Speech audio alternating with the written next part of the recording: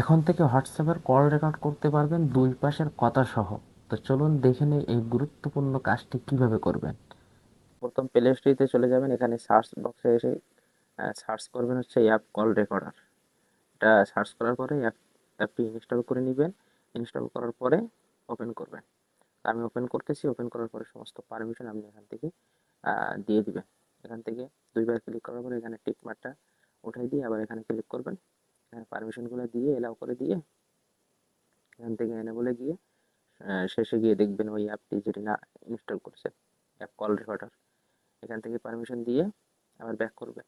আবার এখান থেকে পারমিশনটা দিয়ে দিবেন, এই যে পারমিশন এখান থেকে দিয়ে দিবেন।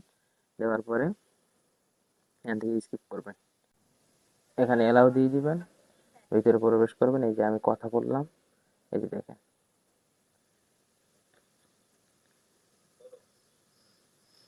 দেখছেন শোনা যাচ্ছে কল, দুই পাশের কল কথা সহ আপনি শুনতে পাবেন। তো এই ছিল আজকের ভিডিও।